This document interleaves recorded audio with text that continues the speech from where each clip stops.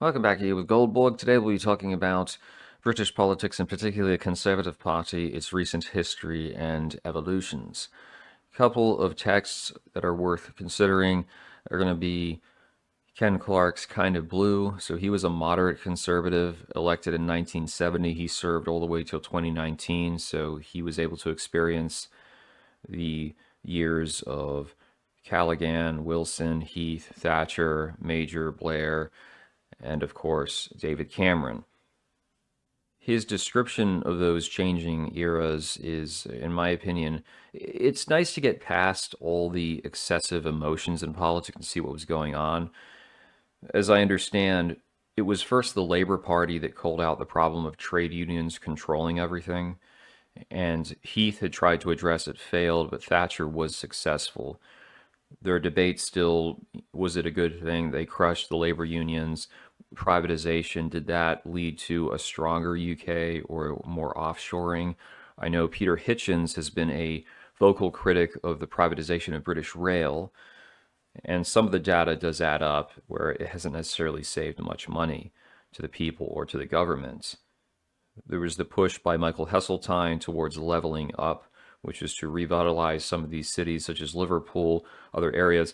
It will surprise some of you to know the UK is not as wealthy as you might believe. There's a lot of regions that are underdeveloped that are using technology decades past, like some of the rail lines still communicate with fax machines, believe it or not. Thatcher, despite being portrayed as this radical right winger, she was more pragmatic. She supported tax increases. She was not necessarily a social tradcon, and she pushed for the single European market. She didn't like, perhaps, the European Parliament, the excessive regulation, which is a very real phenomenon, but would she have supported getting out of the EU? At least according to Michael Heseltine, no. And to be fair, Michael Heseltine is an establishment conservative, but it is kind of worth noting when you consider how a lot of Brexiteers say, oh, she was totally against it. Another book worth mentioning is, well, pretty much anything by Rory Stewart. So he's done a couple of travel memoirs about Afghanistan way back in the day.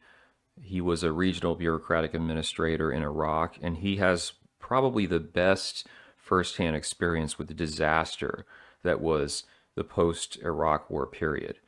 It's called Prince of the Marshes, highly recommended. And more recently, he came out with a How Not to Be a Politician, which goes into the inner workings of the British government, talking about how frustrating it is. So he had worked at an NGO and had some experience with how grants work, whatnot. The conservatives under David Cameron, they wanted to appear more progressive. So they said, we're going to maintain a certain percent of GDP committed to foreign aid, although that came at the expense of the prison system, and we can discuss that perhaps later on. As it happened, Rory Stewart, he was a junior minister, and he was looking into, okay, so we have this program to provide literacy training to girls in Mali. And almost 10 years later, they're all literate for the most part. We've built a hospital in Nigeria, and Nigerians are taking craps on the floor. We're giving money to this little local government council in Syria, and he says, could it be going to jihadis? Well, possibly. So we're not going to send it there. Oh, well, you can't make that decision, and the head of the department can't make the decision. You have all these different intricacies with the government wherein if you don't basically outright just reduce the spending, it's very hard to reform anything because everyone's trying to hold on to their resources and power and titles, even, by the way, if they're right wing, many of the cases. So Thatcher leaves office in 1990, replaced by John Major, who serves until 1997, and there's the electoral wipeout with Tony Blair. After this point, you have William Hague. He's a somewhat competent leader, but just facing insurmountable odds. He's replaced by Ian Duncan Smith. The quiet man is turning up the volume. Very much not inspiring. You get Michael Howard, who's on the right in this picture, probably the last pretty radical right leader. And I say that relative to the UK, of course.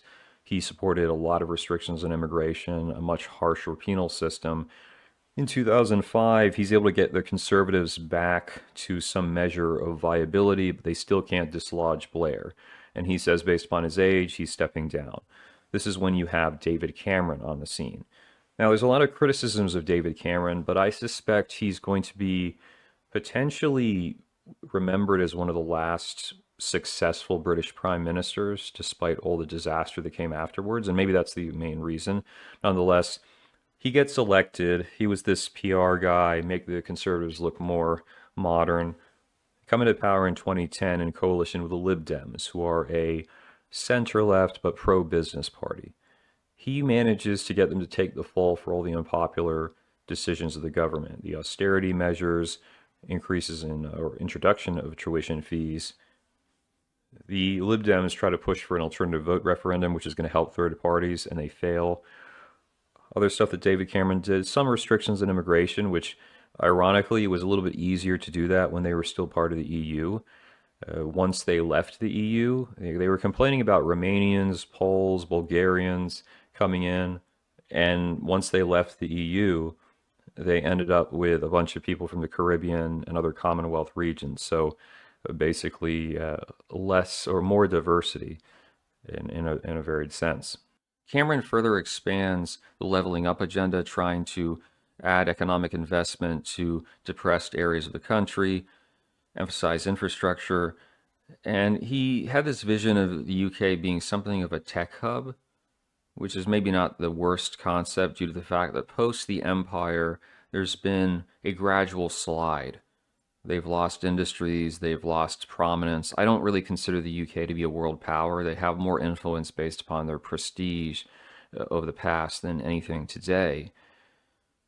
So he was at the front of that, and localism, devolution. So you had more directly elected mayors, these positions of police commissioners. Not everything being perfect, but the idea is move from a purely unitary state where you basically have the national government, the parliament, and then some local councils to a system where a little bit more, I guess, closeness when it comes to elected officials. Other stuff he did, legalization of homosexual marriage. You can debate whether that's a good thing or not. Got involved in the Libya campaign, probably his worst move. But he did defeat the Scottish independence referendum in 2014. And this was the basis for suggesting maybe just have a Brexit vote. They're going to lose. And then Farage will say, okay, you had your fun. Now go into the history books and you can proceed on. Well, the gamble failed. He actually lost that one. Despite Cameron claiming he was going to stay on as prime minister, he saw the writing on the wall. He realized that the Conservative Party was going to destroy itself post-Brexit, and so he resigned, although he later came back to be foreign minister briefly under Rishi Sunak.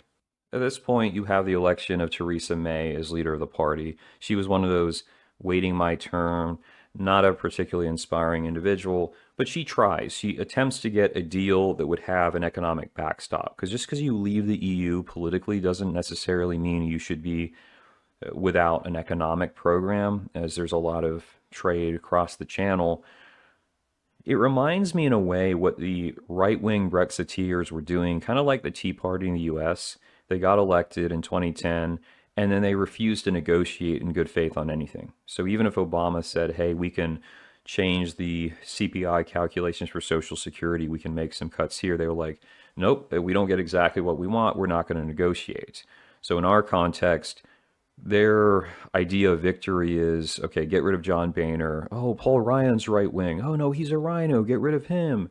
Kevin McCarthy. Oh, he's a rhino. And then you had all these people, Steve Scalise, Jim Jordan, Tom Emmer, all stepping up and falling down the trapdoor. They were even trying to get rid of MAGA Mike Johnson recently. And the Speaker of the House is a relatively meaningless position. It has not all that much power outside of the people backing it. So as I've said, would you prefer to have a right-winger who's reliant on the moderates marginally, or a moderate who is reliant on the right-wingers? I suspect that if our president operated like the South African system, dependent on the parliament, we would have had far more, because you'd have these little gimmicks of getting people out just because they don't do exactly what they want. And this is the issue, in my opinion, where politicians, their salaries are guaranteed, and the media people make money based upon how outraged folks are, how much they're clicking. So there's no incentive to say, hey, this isn't such a bad deal. It could help the country long term. It's like, nope, we just want to win and be ideologically pure. So Theresa May coughs, and resigns. We have Boris Johnson. Funny enough, almost like it's a script, we have our guy with goofy blonde hair in the US, and they get their own version. Boris Johnson, you protoplasmic vegetable jellies, a guy who never had any principles. He endorsed Obama, then he said later on, oh, Obama hates the West because he has a Kenyan background. Johnson was like a moderate, one nation conservative, and all of a sudden he's on the Brexit bandwagon. He was the type of guy who just wanted to be prime minister for the history books. He didn't care what he accomplished, and you saw that disastrous mismanagement of COVID in the sense that they were telling people you can't visit your family members while the politicians are having parties, kicking it like it's nothing has happened. So Johnson is finally removed from office in 2022, and we get Liz Truss. Truss, in my opinion, is a great composite of the issues facing the UK on multiple levels. So she was initially a Liberal Democrat when she was younger, but she got elected in 2010 to be a member of Parliament. So she was 35, if I'm not mistaken, at this stage. And just is that, what, 2 years later, she's Parliamentary Undersecretary of State for Childcare and Education. Now, she has a couple of kids. Mind you, she cucked her husband and made him stay, so you got a sense of the character. But she's not a teacher, so why is she in this role? 2 years after that, Secretary of State for Environment, Food and Rural Affairs. According to Rory Stewart, who worked with her in one of the ministries, she didn't even think there was any difference between rural populations and urban populations. And Liz Truss, if you listen to her, sees everything as numbers. So she claimed she didn't care if lighter complexion people disappeared from the UK as long as there was economic growth. That was her big kind of a libertarian-esque argument.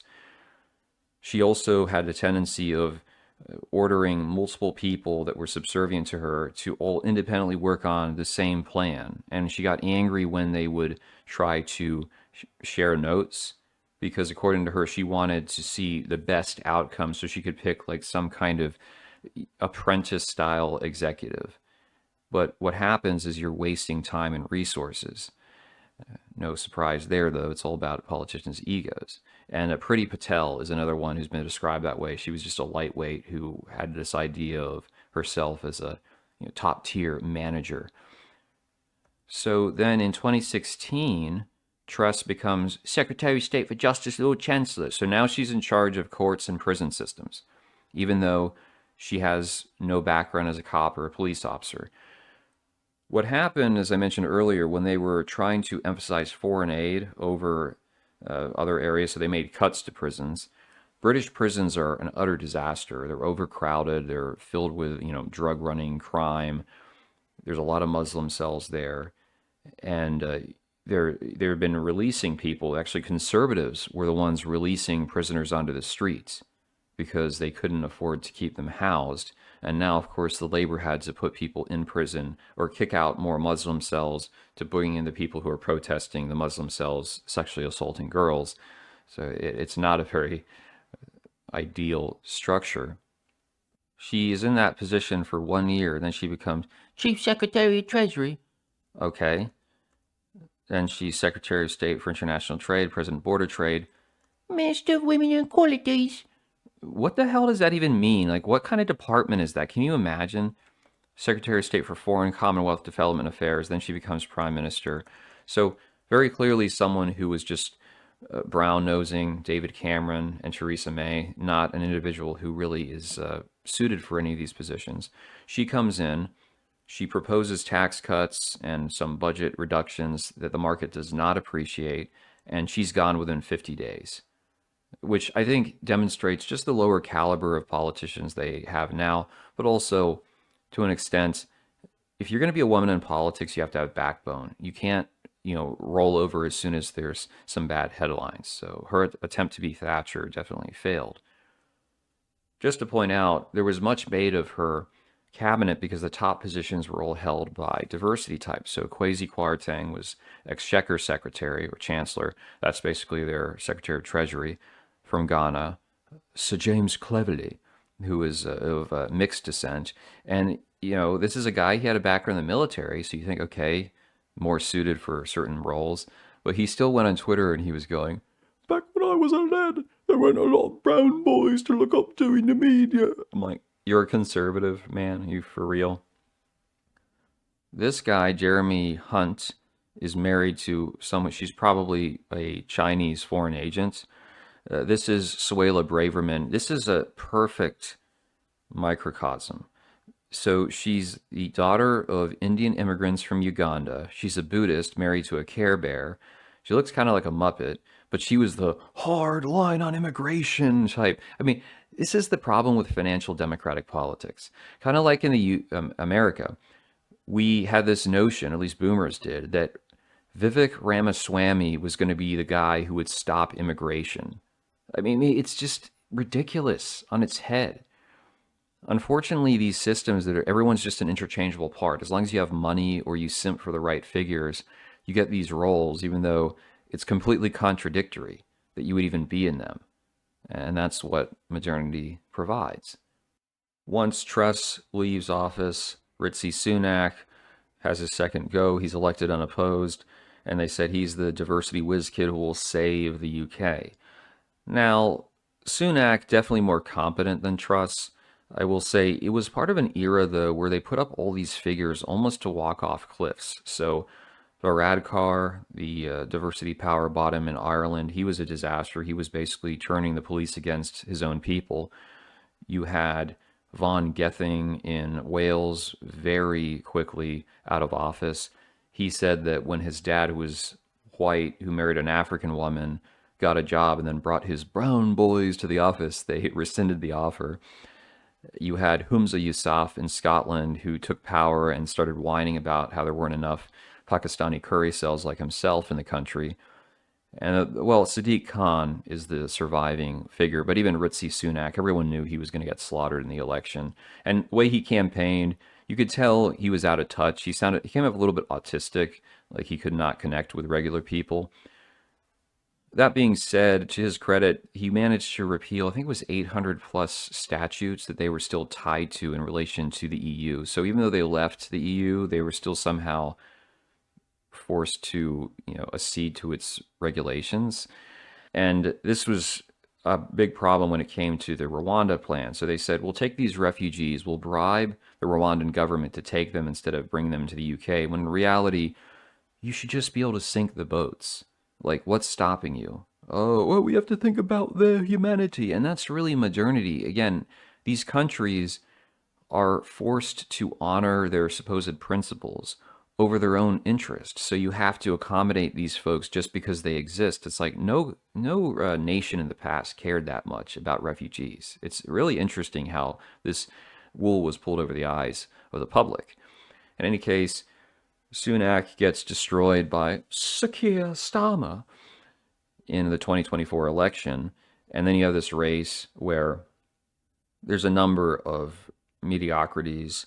I think it was Tom Tugendhat is a Care Bear, and Robert Jenrick is married to a Care Bear. Jenrick was going, under Labour, they have destroyed our national defense, particularly our Navy. It's like, no, actually, no. You've had 14 years of conservative government, and they were the ones that wouldn't fund the military more so. It's just interesting how they immediately go on the attack about stuff that they didn't achieve. Much like I said, they released all these people from prison. And it was entertaining as Rachel Reeves and Keir Starmer have been going around saying that Liz Truss destroyed the economy. And then Liz Truss sent them a letter recently. She's like, you are not to defame me. It is unfair to say I destroyed the economy. It's like these people, they're children. Not too long back, Dominic Raab, he was a senior member, I think he was deputy PM, and he had to be forced out of office because of bullying allegations. I'm like, dude, this is a senior figure in what purports to be something of a world actor, and you're concerned about bullying. I mean, this is, like I said, the UK is a perfect picture of what's going to happen to Western countries if they don't start cleaning house. And I don't mean just another election. So ultimately, the Conservative Party leadership campaign is won by this Kemi Badenoch. And I tried listening to her. She sounds like a British Shaniqua. I mean, we need to be talking about these trans people. I don't know. Another diversity wonderkin who's going to save the day. I don't see her doing well, but maybe I'll be proven wrong because it seems like Starmer's government has already lost like two ministers. One, she committed perjury. The other one, she's tied to Sheikh Hasina in Bangladesh, and she was involved potentially in embezzlement in that country. So we'll see. In the end, though, we have a situation, as you can see here, a nice British Stacy model. She's talking about she left the UK to teach English in Hong Kong because the economy is terrible. And I've heard a lot of this. In fact, we should probably be starting, Trump should create an asylum program for people from the UK to come to the America because the UK is at this stage, I think it would have to be liberated by a foreign power. I don't believe it's going to be organic at all because you see these guys that go out and they get into bouts of fisticuffs over sports teams, but the vast majority of them don't really care about all the social problems, the breakdown, the economic crisis. That's somewhat secondary. So let me know what you think about the Brits and their political system.